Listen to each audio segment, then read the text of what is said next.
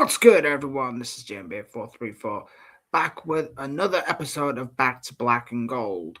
Now, unfortunately, I haven't been able to do any of the recordings within the last few days. Unfortunately, it's down to personal reasons. I don't really want to get into what it is, but I'm back. I'm ready to go.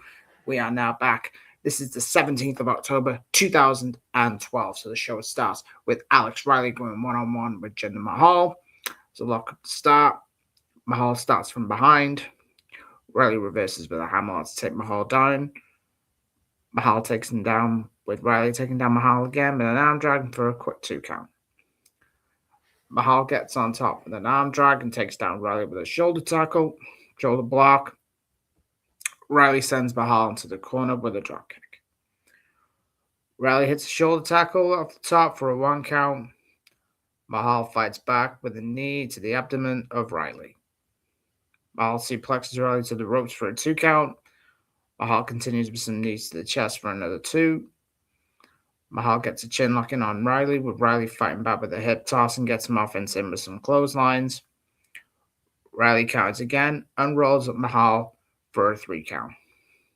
A roll up. Roll ups are now the most dangerous move in professional wrestling. Ask Mercedes Moné on that one. Following the match, Mahal attacks Riley with a running knee to the face and hits some several stomps and some rights. Applies the camel clutch with Riley passing out. Bit of a sore loser. Next up, had a bit of a confrontation last week. Trent Beretta goes one-on-one with Jay Carter. Carter starts with a side headlock. Trent sends Carter into the ropes and hits him with a shoulder tackle. With Carter torn the crowd. It's a shame he never made it. I mean, it's obviously the son of Vader. God rest his soul. He had every potential of making it. Carter continues with another shoulder block. Beretta gains some offense and gets a hip toss with another headlock. Carter gets a roll up for a 1 count. Why is this move so dangerous? I don't know. Beretta goes for a crossbody and misses and goes completely into the ropes. Now, this looked freaking nasty, by the way. Carter hits a bad body drop for another 2 count. Carter continues the attack with some body shots like his dad Vader used to do. Carter gets another near fall and gets him offense in with a chin lock. The knee to the face for another 2. Beretta fights back and gets some bad body slam and followed by a chop. Both men exchange rights, followed by a nice enziguri by Trent. Carter then hits a beautiful lariat. This looked nasty for a 2 count. Carter gets his rights into the kidney area and attempts to back suplex off the top. Beretta gets some elbows in and hits a whisper in the wind for a near fall. Trent goes for the running knee and misses. Carter hits a belly-to-belly suplex for another near fall. Carter taunting Trent and saying it's over and misses the maneuver. Trent hits a psycho knee and gets a 3 count. This was quite a decent match for what it was. I like Trent Beretta. I think Beretta's great. And Jay Carter, shame he didn't make it. Now, there was literally 0 promos tonight. It was all mainly action tonight, which is okay, I guess, but you want to advance some stories. Next up, Damien Sandow goes one-on-one with Brandon Traven.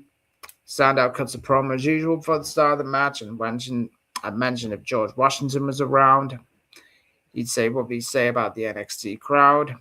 He'd say, but they all be lazy. But they say they've all fallen short of expectations from the previous generation. WWE had a freaking gem in Damien Sandow. He was over as frick, especially in that time with The Miz, but sadly it never came to avail. He tried so hard to play the heel, but he got so over on the main roster till his stupid release by WWE.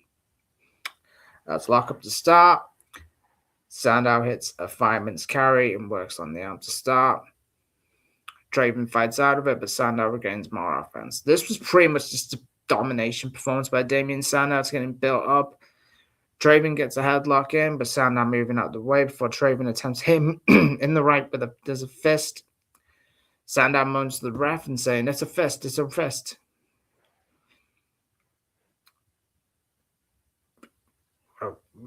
Sandow regains more control again with another side headlock and gets in 2 count with his shoulders on the mat.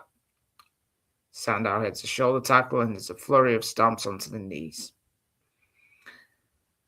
Traven gets a rare amount of rights, but misses a double leg drop kick with Sandow attacking more with some rights. Sandow taunts the crowd, and it's a knee with Traven under the ropes. Sandow applies a headlock and hits him several headbutts with some knees. Sandow was very, very aggressive here with some right hands. It's a Russian leg sweep, which is beautifully done, and it's a lovely corkscrew elbow. Sandow then hits a net breaker and gets the 1, 2, 3. All right for what it was, I guess. Main event is the Ascension, Kenneth Cameron and Conor O'Brien and Kassius Ohno in 6-man tag against the Usos and Ritchie Steamboat.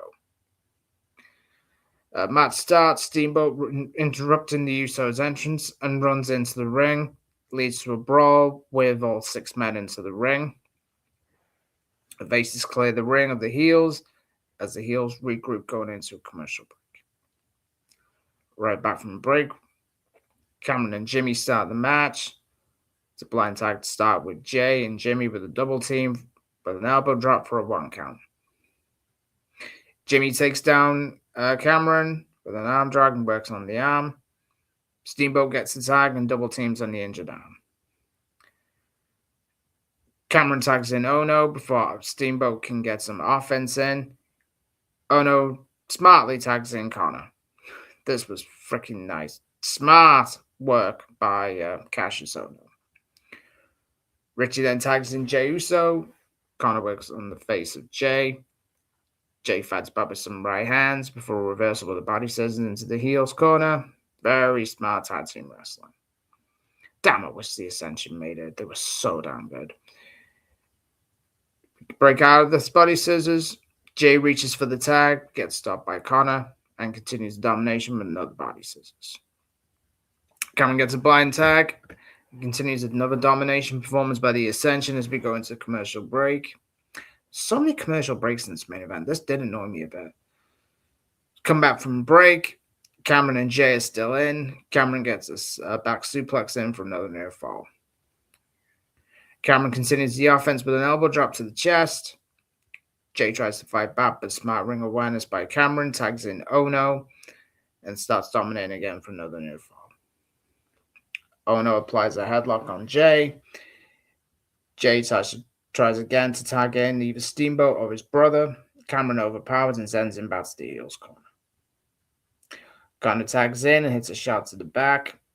Now, this was weird. Now, Jay counters and hits a half Samoan drop with a half roll-up for a 1 count. This is why I'm not a fan of Jey Uso. Tag wrestling, awesome, but on his own, he's not the best, I'm very honest with you. He's not Bret the Hitman Hart. Let's be completely honest here. Conor continues the assault and tags in Cameron.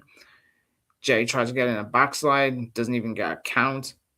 Jay again tries to reach for the tag and fails again and goes back to the heels corner. More great tag team wrestling with Ohno carrying on a brutal beatdown onto the yet-to-be Yeet Man. I'm not going to yeet for you, by the way.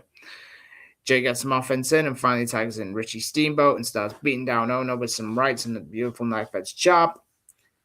Steamboat hits a super kick for a near fall with a brawl breaking out between the Ascension and the Usos. Usos hits a double cross body to the outside. Right before Steamboat was going to try and do a body press over the top, Ohno hits a bull hammer to the back of the head of Steamboat and gets the 1, 2, 3. This was a good main event.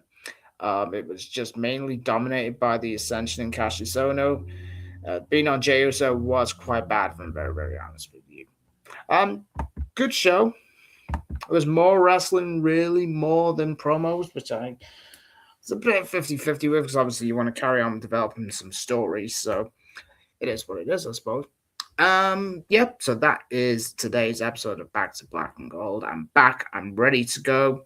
As again, I can only apologize for not being able to do some recordings for you. As I'm recording this on the 25th, I will be appearing on Max Wrestling tomorrow at And the upload will be at one point Thursday night. So if you want to watch us talk about the Elimination Chamber predictions and also unbullshit talk about professional wrestling, Max Wrestling is the new home. Like and subscribe on this channel as well. We're going to get daily episodes in of Back to Black and Gold. We are firing away. We're getting close to the peak years of Black and Gold. So, like I said, this is a series that we're going to go from the beginning all the way to the sad end. But I will do a poll towards the end of time to decide whether you want me to suffer and go through 2.0 until the last day of 2.0. And then after that, the series is completely one and done.